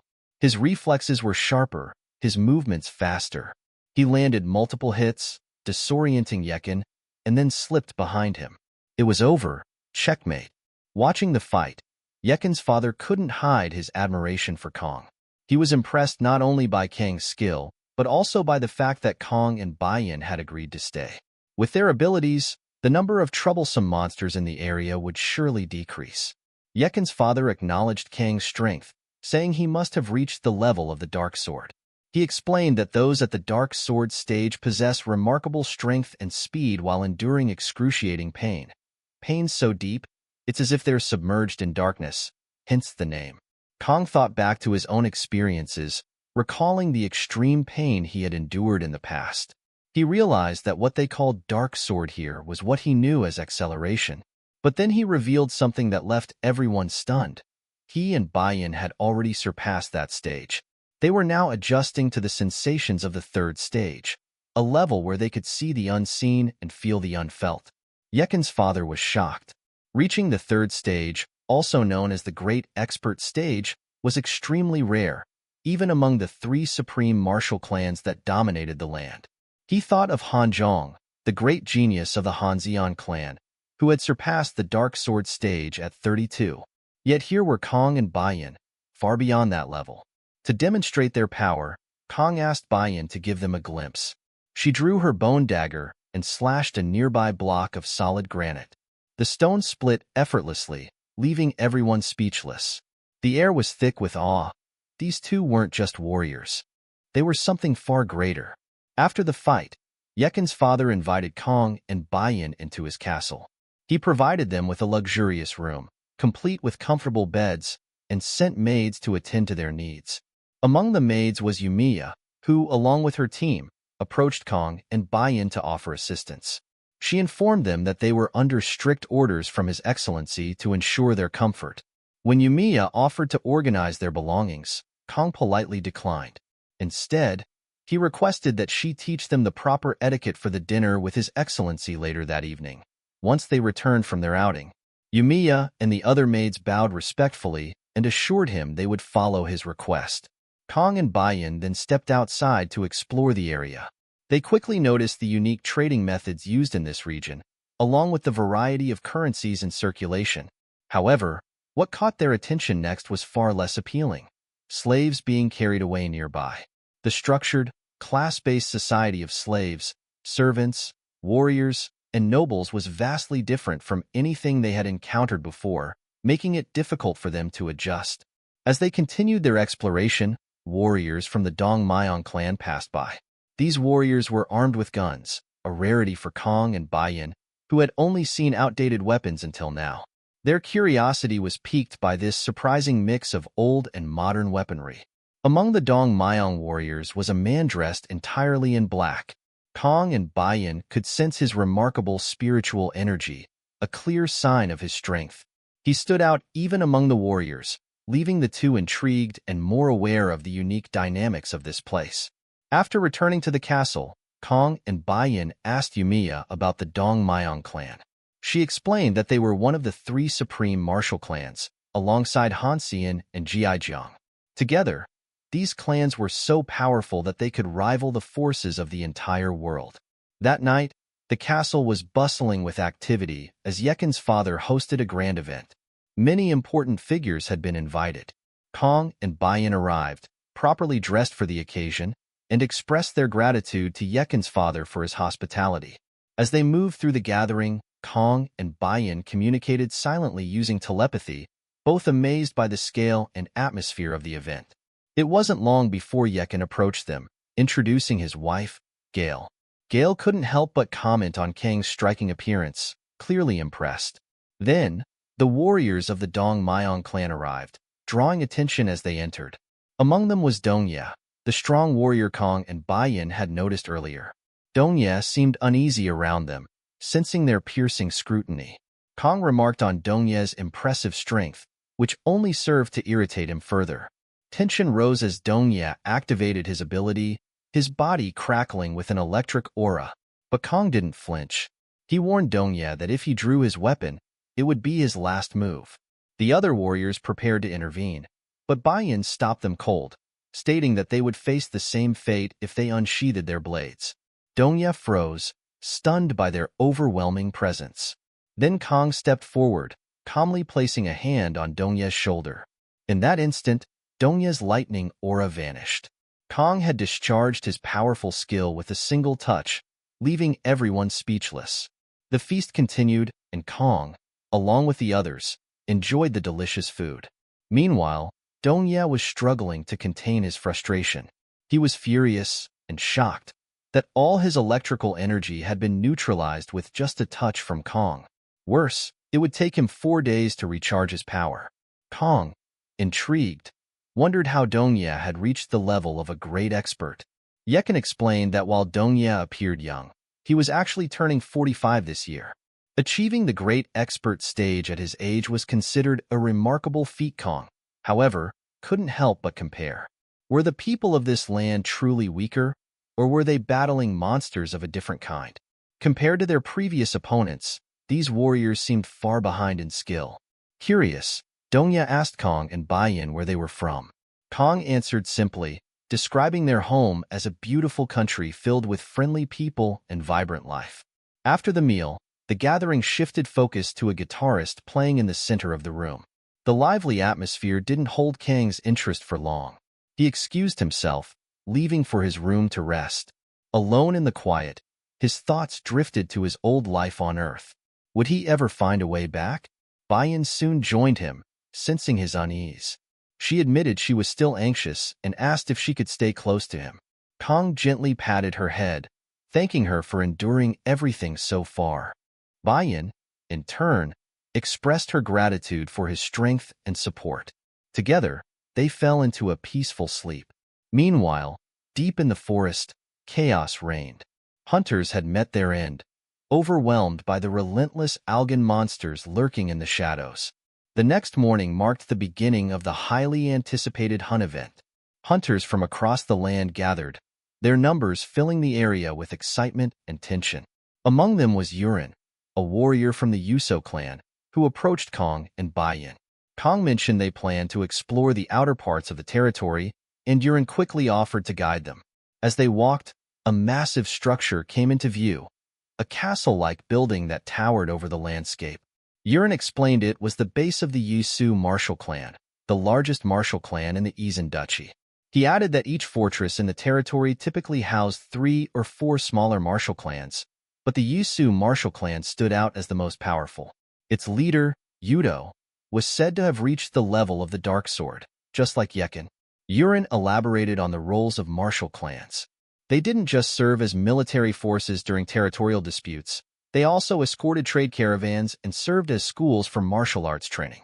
In larger cities, these clans were like universities, shaping warriors of exceptional skill.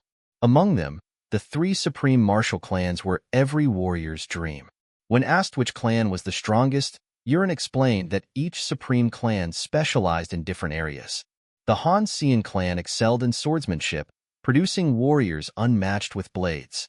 The Ji Jiang clan focused on teamwork, using their unity to cover individual weaknesses. The Dong Myong clan, however, stood out with its strange, transformative weapons and even the ability to alter their bodies for combat. Suddenly, the air was filled with a chilling roar as monsters emerged from the wilderness. Hunters quickly formed groups to engage, but the creatures were too fast, taking them down one by one in a matter of moments. Amid the chaos, one terrified hunter remained, frozen in fear as a monster lunged at him. Before the attack could land, Kang stepped in, delivering a powerful kick that sent the monster flying. Kang took down the monster with a single strike of his leg, the force so overwhelming it left no chance for the creature to fight back. Without missing a beat, he grabbed a fallen warrior's sword and hurled it with precision at another monster creeping up behind the terrified hunter. The blade struck true, saving the man just in time. Kang didn't stop there. With the remaining monsters closing in, he started warming up, effortlessly dodging their attacks and countering with deadly precision. Each move was calculated, each strike decisive.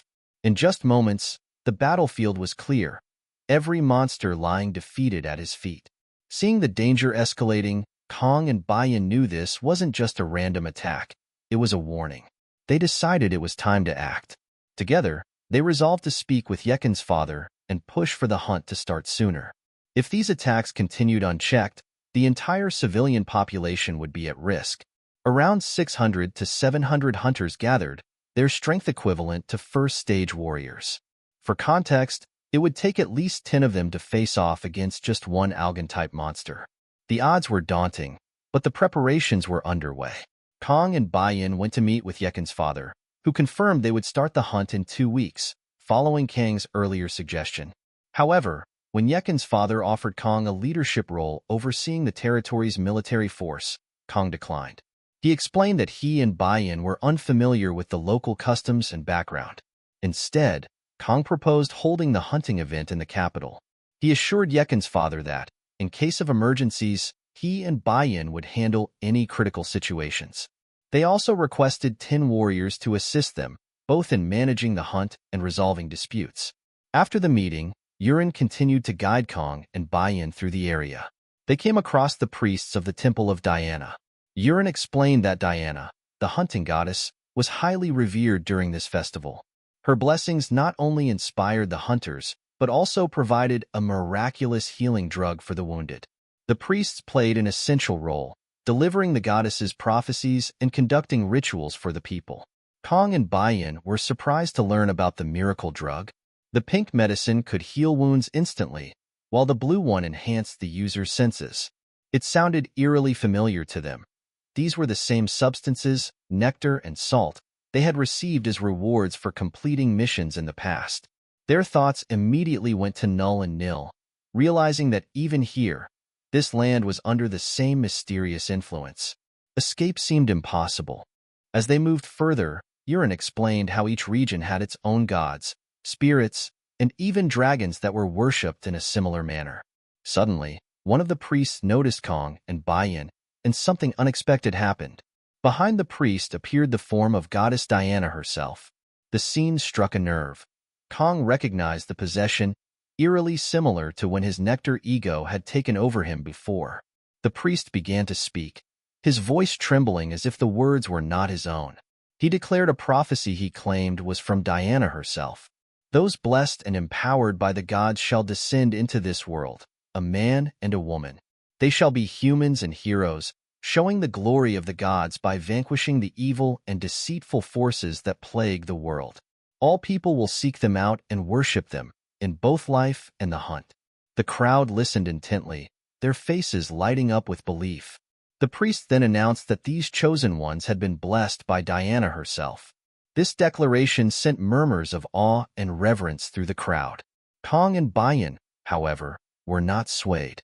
They exchanged a glance, both realizing the truth behind the priest's words. It was clear to them that their old nemesis, the master, had struck some sort of deal with Diana. The implications were grim. If they had to face both Diana and the master in a confrontation, the odds would be disastrous. They couldn't let things escalate to that point.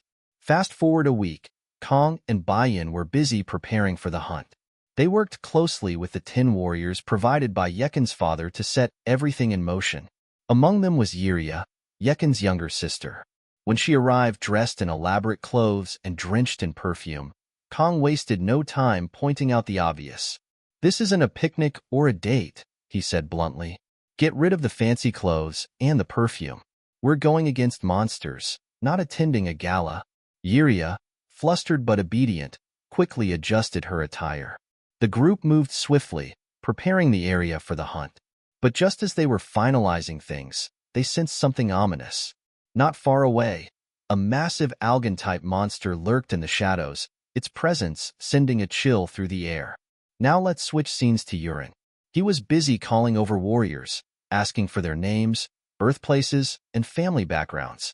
Why, you ask? Well, this wasn't his idea. It was Kang's. Kang had observed something crucial. The warriors here didn't interact with each other, not even in small groups. He wondered how they could possibly trust each other in battle if they didn't know the first thing about their comrades. To fix this, Kang put Yurin in charge of breaking the ice. But Kang didn't stop there. He laid out a plan for Yurin to ensure things ran smoothly. First, he created a proper chain of command. Each group of 10 warriors would be called a company, and the leader of each company would be the commander. Kang made it clear, age, status, or rank didn't matter. The only thing that counted was ability. Kang then explained how to organize resources. Whether it was weapons, uniforms, farming tools, or even daily necessities, each company would be responsible for its own gear. They would either handle it individually or as a group, depending on what worked best. To top it off, Kang handed Yurin a set of scrolls. These contained a detailed code of conduct that Yurin was to study and later read to the rest of the warriors. Meanwhile, Yiria had been observing all of this, and it left her completely stunned. But before she could process it further, chaos erupted. Kang and Biyeon arrived just in time to see a massive Alcan-type monster attacking the area. And it wasn't alone. Algan monsters swarmed in as well, turning the place into a battlefield. The monsters quickly targeted some of the warriors, creating total panic. Before things could spiral out of control, Dongye jumped into action. With incredible speed, he cut down the smaller monsters. Then, without hesitation, he charged straight at the massive Alcan monster, ready to face it head-on. Dongye charged at the massive Alcan monster, electricity crackling around his fist. He struck with all his might, but the monster didn't even flinch. It countered with a powerful swipe, but Dongye was quick, dodging every attack. Spotting the monster's heart, Dongye aimed another electrified strike, but once again, it had no effect. The creature seemed completely unfazed, and its relentless attacks kept coming. As the fight dragged on, Dongye realized something troubling. None of his attacks were working. Before he could rethink his approach, the tension rose even higher. 2 more Sentinels monsters emerged from the shadows, joining the fray. Yiria stood frozen, her face pale. She couldn't believe what she was seeing. If even Dongye, one of their strongest warriors, couldn't handle these monsters, what hope did they have? Kang noticed her shock and quickly snapped her out of it. He pointed to the injured warriors from the Dong Myong family and ordered her to form a group to tend to the wounded. It wasn't just a suggestion, it was a command, and she had to act fast.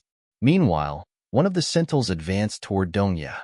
He used his electricity to create some distance, but before he could breathe, the Alcan monster slammed its massive foot down at him.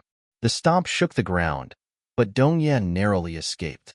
Just as the Alcan prepared to finish him off, a blur of motion cut through the chaos. Biyeon appeared, blades flashing. She launched a relentless assault, slashing the Alcan monster all over, forcing it to back off and saving Dongye in the nick of time. The monster, despite Biyeon's relentless slashes, wasn't done yet. It roared and prepared to counterattack. But before it could strike, Kang leaped in with perfect timing, delivering a single, decisive slash that ended it for good. As the dust settled, Commander Yurin arrived with a group of warriors. Kang wasted no time. He picked up a spear, aimed it at one of the nearby Algan monsters, and hurled it with precision, taking it down instantly. But that wasn't the end of it. Kang's move was deliberate. The remaining Algan monsters, enraged, charged blindly toward him.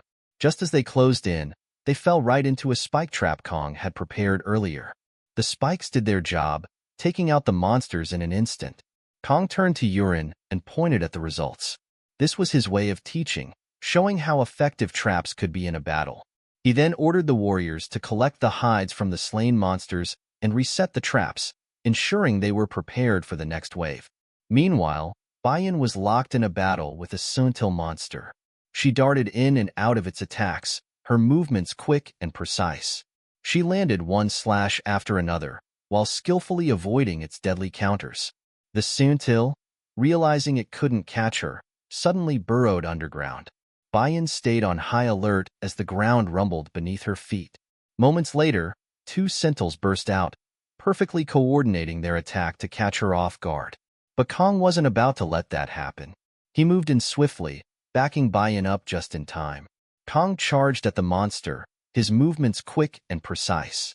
As the beast lashed out with a counterattack, Kang effortlessly dodged and struck, slicing its tongue clean off. Meanwhile, Biyeon was holding her ground against the other Sentil, her blade moving like a whirlwind. Kang didn't stop there. He leaped high into the air, his sword gleaming, and delivered a devastating slash that cut the monster in half. Not satisfied, he followed up with a flurry of strikes, turning the creature into unrecognizable pieces. With that monster dealt with, he quickly joined Biyeon to finish off the remaining Suntil. While the battle raged, Yuria stayed focused on treating the injured warriors. Kang, after ensuring the area was secure, waved her over. She gave a grim report. Of the 12 warriors, 9 were injured, 4 had been killed, and 4 others were critically wounded. Biyeon then noticed Dongye leaning against a rock, clearly in bad shape. His ribs were shattered from the fight. Kang and Biyeon assessed their supplies and realized they had about 1.5 bottles of nectar left. Deciding to use it wisely, they prioritized the most severely wounded. Biyeon walked over to Dongye, handing him a bottle of nectar. "Drink this," she said. "It'll help you recover and level up." Dongye looked confused, but Biyeon explained. "When I say level up, I mean focus all the energy in your body and aim to reach what your people call the dark sword." Dongye drank the nectar, and immediately, a surge of energy coursed through his body. His pain faded, replaced by an overwhelming sensation of power. Biyeon reassured him, "Get some rest. When you wake up, you'll feel like your head's splitting open, but it'll be worth it." Hours later, Dongye woke up feeling completely healed. He couldn't believe it. His ribs were fine, and his body felt stronger than ever. As he sat there, he couldn't help but wonder about Kang and Biyeon. Who were these people? They carried what he could only describe as life water, moved like seasoned warriors, and had achieved martial arts techniques far beyond their age. Their way of life was strange, yet undeniably powerful. Dongye made his way to Zahan, one of the warriors from the Dongmyong family. As soon as Zahan saw him, he leaped forward and showed his respect, bowing deeply. Dongye didn't waste time and asked him a question that carried weight. "What is a warrior's pride? How do you protect your family's honor?" But this wasn't just for Zahan. It was for all the Dongmyong warriors present. He wanted them to reflect, to remember the values they had sworn to uphold. Dongye reminded them how Kang and Biyeon, outsiders with no obligation to their family, had stepped in to protect lives when it mattered most. Looking each warrior in the eye, Dongye challenged them, asking, "Now that you've completed your apprenticeship, have you abandoned the family's core values of cooperation and sacrifice?" Then, in a firm voice, he added, "Show your respect to Kang and Biyeon. They didn't just save your lives. They upheld the very principles you seem to have forgotten." Moved by Dongye's words, Zahan and the other warriors stepped forward. Together with Dongye, they bowed deeply to Kang and Biyeon, their heads low as they expressed gratitude and respect. Later, as the atmosphere eased, the warriors began scavenging the monsters for their meat, preparing a hearty dinner. Meanwhile, Kang called the commanders together and handed them a list outlining how to organize night patrols, ensuring everyone was on the same page. But just as the warriors were settling into their tasks, a new danger emerged. A group of warriors near the hunting base found themselves under attack by hawks swooping down from above. Without hesitation, Kang raised his voice, calling out to everyone, "Brace yourselves. This isn't over yet." The warriors were ambushed by a group of algan monsters, but against the odds, they managed to survive. Biyeon and the other commanders arrived on the scene and quickly got to work, ordering the survivors to be given tents for shelter. While the survivors were eating, they couldn't shake the feeling that something was off. They didn't know the warriors, yet food was being provided to them without question. The survivors expected there was a favor to be called in soon. Meanwhile, Kang kept his focus on the sky, watching the hawks circling above. They were only supposed to be facing algan monsters in this hunt, but so far, they'd encountered even stronger, more dangerous creatures. This didn't feel like an accident. It seemed like someone was orchestrating all of it. Kang shared his thoughts with Biyeon, saying that the monsters moving in such a coordinated way made him suspect there was more going on than just random attacks. Biyeon, recalling what Nil and Null had said, agreed. The two of them had referred to these summoners as awakened beings, who had personally checked on Kang and Biyeon in past events. This only added to the growing suspicion that someone needed them for something bigger. Both Kang and Biyeon knew they didn't have all the answers, but there was no time to waste. They immediately began giving orders to prepare traps and ready the warriors for whatever was coming next. As small monsters began to move toward their base, Kang and Biyeon realized that 3 hawks in the sky were watching them, relaying information back to the monsters. Taking them out could potentially lessen the threat, but they would face heavy casualties in doing so. Kang quickly called out for Dongye's help. He explained that all of these monsters were being controlled by someone they called the Hawk. Biyeon added that the hawks seemed to be building a nest, likely moving because something had happened up north. Without wasting time, Kang and Biyeon asked Dongye for everything he had: rifles, pistols, muskets, anything that could give them an edge in the upcoming fight. The hunting base was locked down tight, surrounded by multiple defenses. Every warrior stood on high alert, waiting for the horde of beasts to attack. As soon as the monsters entered their territory, Dongye gave the command. Warriors surrounded the horde with fire, trapping the beasts in a fiery circle. Then, the archers took their shot, eliminating monster after monster. Meanwhile, Kang and Biyeon took to the skies to hunt down the hawks controlling the beasts. Kang was quick to strike when one of the hawks lowered its defenses, allowing him to sneak up from behind. Before the hawk could escape, Kang shot down one of its wings and finished it off with a rifle shot. Biyeon, however, lost track of the second hawk. The moment Kang fired his shot, the hawk vanished, hiding its presence completely.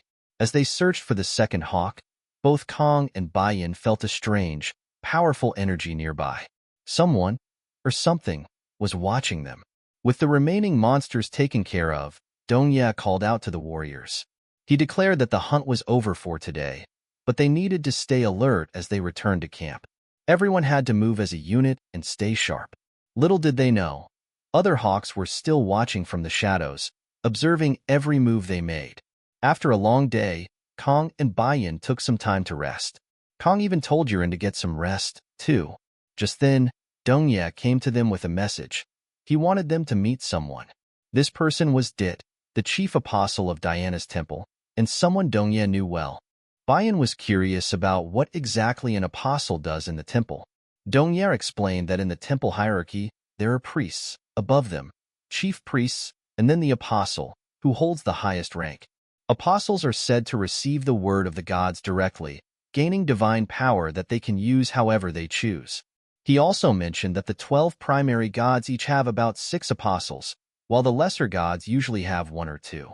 This divine power is what allows apostles to craft holy tonics. With this explanation, Kang and Biyeon knew for sure that Diana was behind the attacks they had faced, sending waves of monsters after them. They hesitated for a moment, unsure whether to accept or decline the meeting, but since things had already escalated, they agreed to meet her. Before meeting the apostle, both Kang and Biyeon used salt to sharpen their senses, ready for whatever lay ahead. When they arrived, Dit was already waiting with her servants and other leaders from various martial families. The moment they made eye contact, the tension was palpable, but both Kang and Biyeon kept their composure. Kang didn't waste any time. He used telepathy to reach out to Dit, speaking directly to her. Thanks to that damnable blessing from your goddess Diana, we've suffered nearly 100 casualties. Both of them were furious at what had been done to them and wanted to know what she wanted. In response, Dit summoned a hologram of Diana herself, speaking directly through the apostle. It was clear now, Diana was reaching out to them. The pressure from Diana was intense, but Kang and Biyeon didn't back down. They knew the stakes were high, but they agreed to negotiate with her. The meeting turned into a party, where Kang and Biyeon were introduced to the other leaders of martial families. Kang shared his wisdom with Biyeon, telling her that patience was key when it came to negotiations. As the leaders spoke with Kang and Biyeon, they tried to convince them to join their families. However, Dongye spoke up, reminding everyone that Kang and Biyeon had already pledged to join the Dong Myong family. Dit, clearly not pleased, mocked the Dong Myong family, saying they wouldn't learn anything there. She then revealed Kang and Biyeon's true power, stating that they could use at least 3 abilities simultaneously. This was no accident. Dit wanted to make sure everyone knew how powerful they were. One leader was skeptical, demanding proof of their abilities. At that moment, Kang lost his patience and directly addressed Diana. He asked her to show what she had to offer, and in return, they'd reveal their abilities as well. Dit, shocked by his boldness, questioned how dare he test the goddess herself. But Biyeon quickly stepped in, clarifying that Kang was speaking directly to Diana and not to Dit. The tension was thick as Biyeon's aura surged, reaching the channel where Diana and Dit were conversing. Now, Kang and Biyeon could speak directly with Diana. Kang made it clear that they had tried everything to avoid being controlled in this place and had nothing left to lose. Diana, impressed by their power, acknowledged they were behind the events in Biyeon, but she never expected them to be this strong. Using her abilities, Diana put all the leaders to sleep, though Dongye remained unaffected, being awakened himself. Diana allowed him to observe, but warned him to keep what he heard to himself. Kang, without hesitation, asked if the gods were the ones chasing them. Diana explained that, as awakened beings, they were beyond the gods' reach. Gods feed on faith, and since Kang and Biyeon trusted themselves, they were of no use to them. Curious about their awakening process, Diana asked if it was the nectar that helped them, or if they had found another way. Kang answered that it was a bit of both. The nectar's healing allowed them to push their bodies to the brink of death. Diana explained the release stage, known as the Dark Sword, which led to the awakening stage, where one would no longer feel pain. Kang realized that sometime during their 5th month in this place, after escaping, they had reached that stage. Diana was shocked, as they had only reached the 4th acceleration, a 2nd rank level, yet they were able to communicate with the world. Biyeon, however, wasn't done yet. She pointed out that the monsters they faced today were all starving females, which seemed intentional.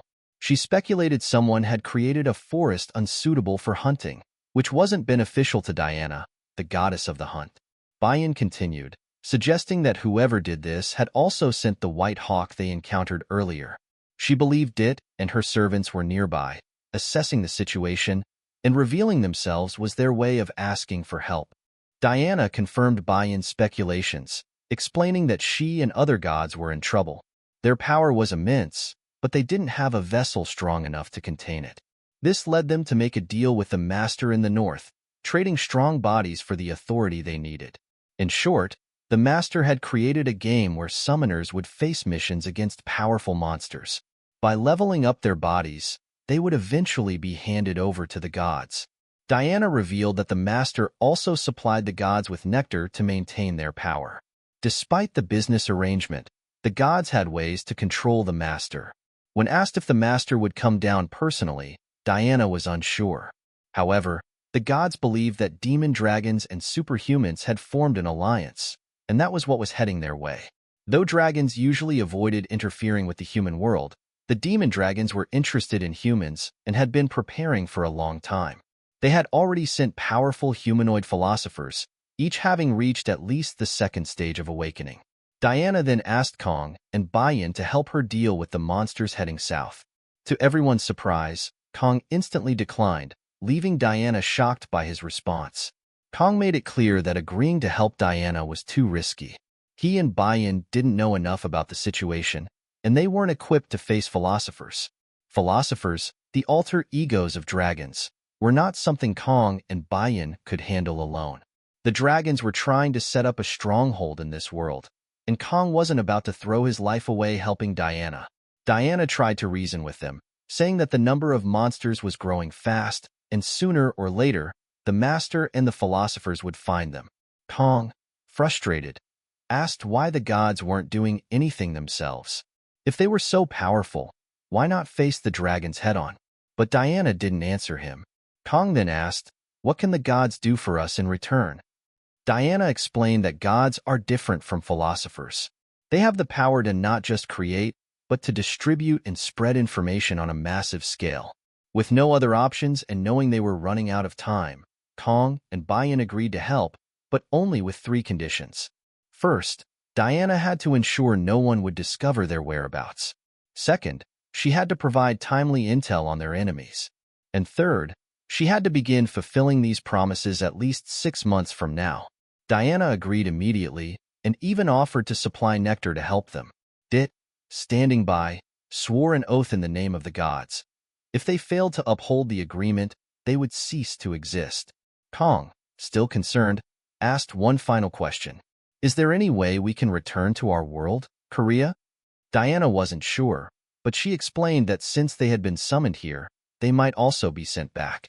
When asked who brought them here, she revealed that they were summoned by superhumans, avatars of a being known as the One. The avatars were figures like Puppeyas, Set, Loki, and Satan, each tied to the creation of this world. After that, Kang noticed something disturbing. The parts of the monsters they hunted were being divided into precious and crappy parts. The precious parts went to the noble warriors and their families, while the crappy parts went to the hunters who fought on the front lines. To make matters worse, Marquis Norian, from one of the great families, had raised taxes and now claimed 50% of the harvest from this hunt. Kang was furious. He believed that everyone, regardless of their status, should receive a fair share for risking their lives. He declared that he would make sure everyone got an equal share. Some of the noble warriors disagreed and challenged Kang, but he wasn't backing down. He called on all the warriors from the different martial families to face him if they had a problem with fairness. The tension was thick in the air as one of the strongest warriors stepped forward to challenge Kang. Without hesitation, the warrior attacked first, landing several blows that pushed Kang into the ground. But Kang wasn't down for long. In a swift move, he destroyed the warrior's weapon and grabbed his arm, sending him flying. But Kang wasn't finished yet. He pulled out his bone sword and struck, defeating the warrior in one clean move. As if that wasn't enough, 3 more warriors tried to gang up on him at once. Kang, without breaking a sweat, swung his sword, creating a tornado that lifted them into the air. Before they even hit the ground, Kang finished them off. One by one, each warrior who dared challenge him was defeated in the same ruthless way. After witnessing Kang's overwhelming power, Yegun from the Yesung family surrendered, admitting he had come as Count Essen's friend, not an enemy. Kang was pleased to hear that. Dongye turned to Zahan, asking what he had observed during Kang's fight. Zahan thought for a moment before responding. Kang doesn't have a specific form or stance. He just swings his sword wildly. But even though it looked reckless, almost 30 special-grade warriors from various martial families couldn't block that sword. No one in the Dong Myung family would stand a chance against him. After the fight, they made their way back to the castle. Count Essen was stunned by how much his share had grown, But Kang explained that he'd been getting less than his fair share of the hunt every year, and this time, he was making things right. Count Essen then tasked Kang and Biyeon with delivering the trophies to Marquis Norian.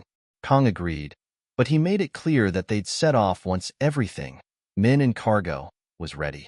As Kang watched the cargo being prepared, Yiria approached him with a proposition. She knew someone in Marquis Norian's territory and thought they might be able to mediate things if they played their cards right. She asked to join them, wanting to learn more about the world. Kang agreed. Then Diana showed up, saying her temple was on the way and she'd like to accompany them as well. Yekin also expressed interest, eager to expand his horizons. The next day, everything was packed and ready to go. On their journey, they stopped to rest. Yeren asked Biyeon about the cargo, and she explained it was simple food rations, mostly hot peppers for spice and salt for seasoning. Biyeon pointed out that the weight of the food was important, so they couldn't afford to carry anything heavy. That night, Biyeon approached Kang, sharing that Dongye believed Marquis Norian might be stronger than he is, despite his fame. She asked what they would do if Marquis Norian turned out to be philosopher grade. Kang replied that it wasn't about them. Hundreds of civilian lives were at stake, and they would face the enemy head-on. As they got closer, Kang did some digging and learned that unlike Count Essen, Marquis Norian was violent and greedy. He ran his lands through slave farms and loan sharks and even kept a gang leader as a companion. Meanwhile, Marquis Norian was furious about this year's hunt share. The scene shifts as Nathan reports to Marquis Norian, informing him that Essen's people are setting up camp near their border. Marquis quickly realizes that negotiating during the day would be a disadvantage because of all the people around. He decides it would be better to strike now, taking all the goods for themselves. But before Nathan leaves, Marquis sets a condition. He wants to see the goods tomorrow, and if anything goes wrong, no one outside should know he was involved. Before Nathan heads out, Marquis gives him some key information. There are about 20 of Essen's men. Half of them are combatants, but most of them are just regular warriors. One, however, is strong enough to be a real threat. Nathan and his men approach Kang's camp, but Kang was already prepared. He orders Biyeon to leave and take care of the ones who will try to follow them. Nathan then orders Sergi to make a path, but as they move forward, they fall right into a trap, a deep hole big enough for the spears to reach them. Essen's men, who had already been positioned, easily finish off the fallen warriors. Sergi is taken out by a rock thrown by Kang. Nathan, undeterred, orders Hector and some of his men to kill everyone. But as they rush forward, they trigger another trap, defensive walls with spikes. Biyeon, along with Yekin and his sisters, is there to clean up the mess. Meanwhile, Kang throws another rock, taking out the warrior right behind Nathan. Now, only Nathan remains. Grabbing his kunai, he charges forward, clashing with Kang. Nathan wasn't just an ordinary warrior. He proved that when he pushed Kang back with a force that sent him flying. Not only that, he even managed to land a scratch on Kang's face. The fight was intense, with Nathan swinging wildly, but Kang managed to dodge, lowering his body just in time. Kang tried to counterattack with his massive bone sword, but Nathan wasn't backing down. Meanwhile, Biyeon remembered Kang's orders. If his fight dragged on too long, she was to mobilize their allies and take the fight to Marquis Norian. She quickly grabbed Yekin and Yiria, and together they headed straight for Marquis Norian. Back at the fight, Nathan and Kang were clashing again, but Nathan wasn't done yet. He dashed backward and scattered multiple kunai around him, then began throwing them at Kang. Kang used the nearby trees to dodge and avoid the projectiles. Then, Kang jumped high, aiming for a powerful strike at Nathan, but Nathan was ready. He blocked the strike with his kunai and quickly threw a flash grenade, temporarily blinding Kang. With Kang immobilized for a moment, Nathan seized the opportunity, getting behind Kang and slashing at his back repeatedly, mocking him for being too slow. But Kang wasn't going to go down that easily. Enduring the pain, he made a swift move, stabbing Nathan with his sword and ending the fight. Meanwhile, Biyeon, Yekin, and Yiria were facing off against Marquis Norian. And it turned out, Norian was no ordinary opponent either.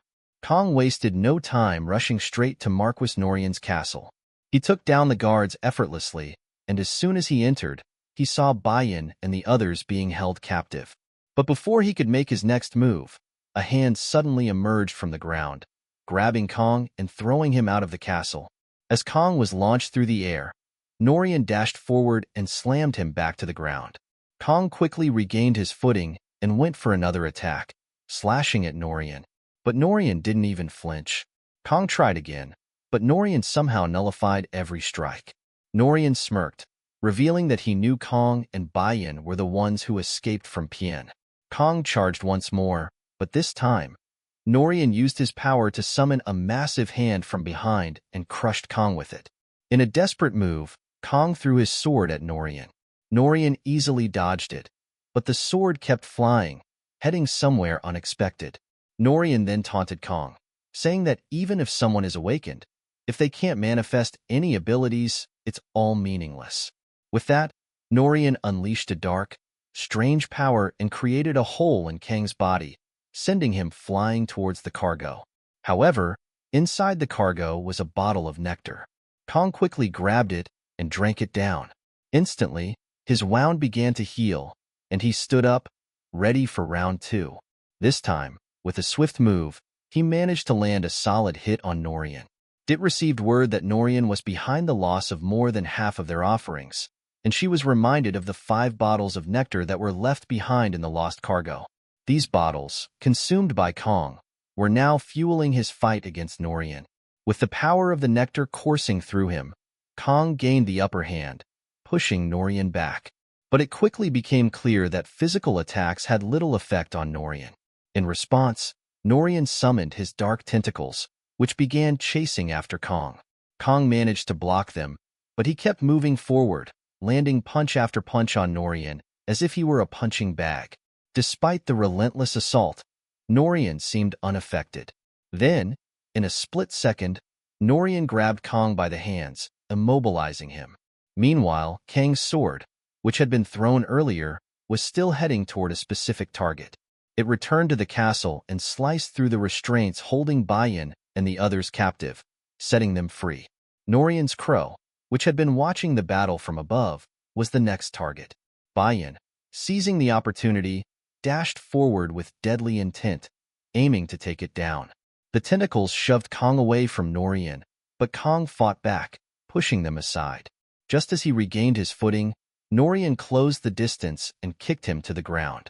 It seemed like Norian was about to finish him off, but at the last moment, Biyeon arrived and saved him. Her attack landed, and for the first time, Biyeon managed to cut Norian's hand. But here's the thing. Norian was supposed to be immune to physical attacks, so how did Biyeon actually hurt him? Biyeon recalled their earlier encounter. When she'd sliced his neck, Norian didn't flinch. But when she fell, she'd noticed a crow with its head cut off. That crow was part of Norian's power, and it took any physical damage meant for him. So, when Biyeon threw the crow into a fire earlier, it had allowed her to finally hurt Norian. With Norian now vulnerable, he sank into the ground and struck at Biyeon. But Kang wasn't about to let him win. He quickly grabbed his sword and sliced off Norian's arm. Biyeon followed up by stabbing him with her dagger. Just as Kang was preparing to deliver the final blow, Norian used his powers, summoning hands made of tentacles and sending crows flying from his eyes. But that wasn't enough to stop them. Yekin and Yiria joined the fight, stabbing Norian with their spears, creating the perfect opening for Kang and Biyeon to finish him. However, Norian wasn't done yet. He revealed his true form, pushing everyone back in an attempt to turn the tide. With Norian's transformation, his power skyrocketed.